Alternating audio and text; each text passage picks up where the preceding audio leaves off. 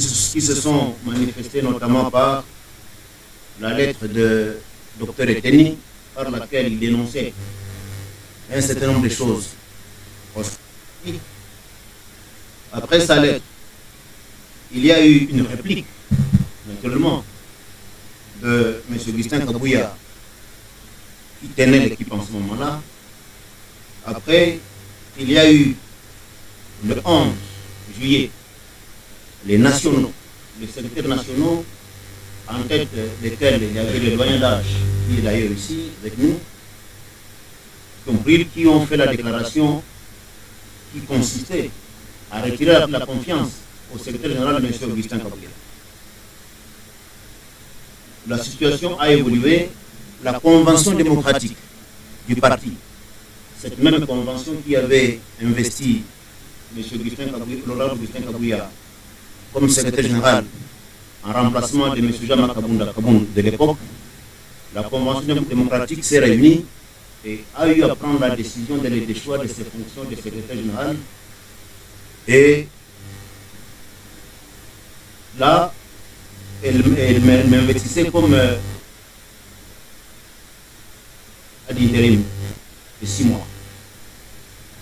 Comment le suis-je devenu? C'est le constat de la CDP que j'étais le président de tous les secrétaires généraux adjoints du parti. Et lorsqu'il y a eu cette divergence de vues, vous allez constater que je n'avais pas pris position, je n'ai pas signé pour les comptes d'un quelconque groupe, ni dans les groupes des nationaux qu'on appelait entre guillemets frondeurs, mais je constate que ces nationaux-là, par rapport à la liste de nominations telles que nommées par le président Félix Antoine Tshisekedi, ils sont majoritaires par rapport à ceux-là qui sont restés et qui n'étaient pas avec eux. Parce que quand on fait les comptages sur pratiquement 84, eh ben, ils sont à 44, donc, vous voyez.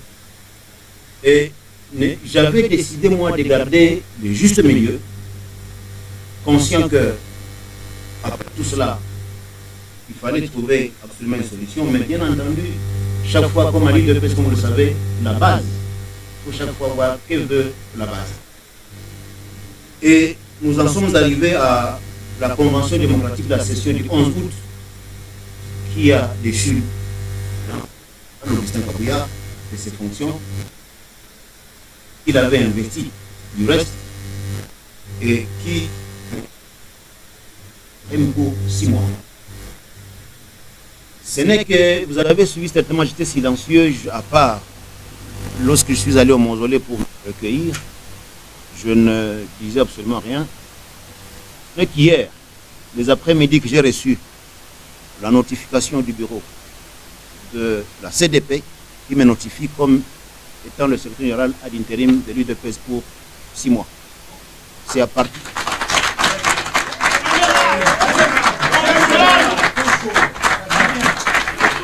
Donc, on aura certainement certaines copies dont la presse pourra se servir.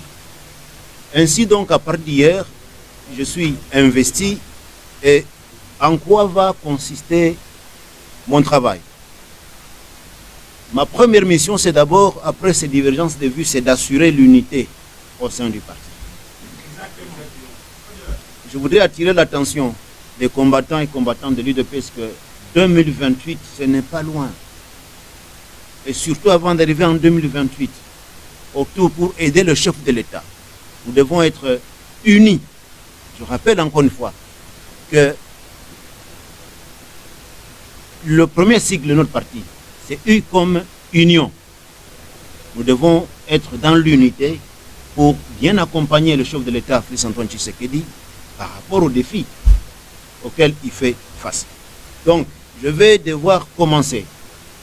Parce que lorsque vous lisez ma notification ici, il est dit que les matières relevant de la compétence du président du parti seront traitées conjointement avec le président de la CDP et celui de la CEP, conformément à l'article 26 des statuts de l'UDPS.